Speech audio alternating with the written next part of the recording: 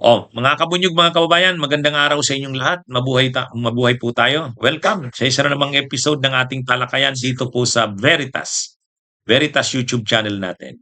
Subscribe na po kayo sa YouTube channel natin ito. Mayroon din po tayong Veritas sa Meta or Facebook page. Follow na po kayo. Ito, pag-usapan natin ito, breaking news ito. Halos buong pamilya ng bilyar kakasuhan at kasong kriminal. Balita yan ngayon. Naglabas ng press release ang SEC, Securities and Exchange Commission. Anong mga kaso? Manipulation. Manipulation ng mga stocks, mga shares. Pangalawa, insiders trading. Bawal yun. Kasong kriminal talaga yun. ha? Manipulation, insiders trading, iba pa na mga kasong kriminal. Sino mga kakasuhan? Lahat. Lahat sila. Si dating Senate President at dating Speaker Manny Villar, si dating Senador Rasim Chincha Villar, si Mark Villar, si Camille Villar. Nabasa ko yung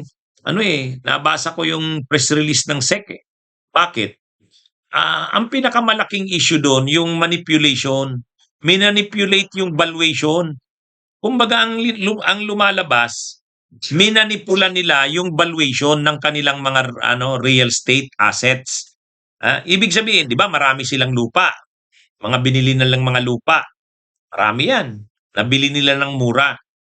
Ngayon, aside sa binibenta nila ng mahal 'yan, para mabenta nila ng mahal, pinapalabas nila yung value ng mga lupa na yun napakataas. Kaya lang, yung pala, manipulated yung halaga ng lupa. Overvaluation. Kaya pala sila nalagay sa pinakamayaman dahil halimbawa, yung value talaga ng lupa ay ganito lang, 1 billion lang, linagay, ang lumabas, naging 1 trillion. Di manipulation, overvaluation. Bawal yun. Kasi linuluko mo ang publiko dyan. Bibilhin ng publiko na napakamahal ng lupa dahil ang akala napakamahal talaga ng valuation. Hindi naman pala. Minanipulate lang pala. Sabwatan. Malamang may mga kasabwat din yan sa gobyerno. Kaya, yan yung ngayon. Kasong kriminal yan. Kasong kriminal yan. Kaya ito? Ang isa pa, yung insiders trading. Ang insiders trading, ang trading kasi ng mga shares, ng stocks, lalo na kung publicly listed ang mga ang korporasyon mo, hindi pwedeng yon, may sabwatan. Hindi pwede yan. Bawal yan, insiders trading. Hindi pwede yan. Dapat na yung totoo, yung normal, yung natural na trading ng mga stocks. Ay itong si Camille Villar bumili ng ilang thousands ng shares yun. Nung mababa pa yung tapos biglang tumaas. Di ibig sabihin, may alam ka na gano'n, na mangyayari yun. Kaya ang tawag doon, insiders trading, bawal yun. Kasong kriminal yun. Yung mga kaso kasi na yan, manipulation ng stocks, overvaluation, tapos yung insiders trading. Kasong kriminal yan sa corporation code. Bawal yan, mahigpit na pinagbabawal yan. Kasi syempre, naluloko mo ang publiko, pati yung mga investors, naluloko mo. Kaya lumabas pala yung sobrang yaman ng mga bilyar, bloated. Kumbaga bloated, the produkto ng manipulation at saka insiders trading na bawal. Kaya ito mga kabunyog, mga kababayan. Salamat naman sa SEC at talagang trillion peso yung valuation, yung minanipula, yung naging halaga ng valuation ng kanilang mga assets, real estate properties, 1 trillion. Na samantalang hindi naman dapat 1 trillion yun, parang ilang billion lang. Kaya ito sa simpleng pagkakaintindi natin, kapag dinukturan mo yung valuation ng lupa, ng real estate properties mo, magmamahal yun. Okay sana kung mahal talaga siya dahil mahal talaga. Yun yung totoong value niya o halaga, valuation. Pero kung dinukturan mo, minanipulate mo, niluloko mo ang publiko, bibili yung publiko ng napakamahal. Hindi naman pala yan yung totoong valuation niyan. Dinukturan lang pala o minanipulate. Kaya ang kaso nila, manipulation. Yun namang kay Camille Villar, insiders trading. Sabwatan, bumili ng shares ng stocks, alam na nila na anong magiging galawan sa shares ng stocks. Anyway, may nagtimbre galing sa loob kaya insiders trading. Hindi tama 'yun. Bawal 'yan sa corporation code natin. At ang mga ganyan, manipulation, insiders trading, criminal offense 'yan. Ibig sabihin posible silang makulong niyan. Actually nga, may penalty na rin. Nung nakaraan nabalita na 'yan, pininalize na sila, nagbayad na sila ng ilang milyon.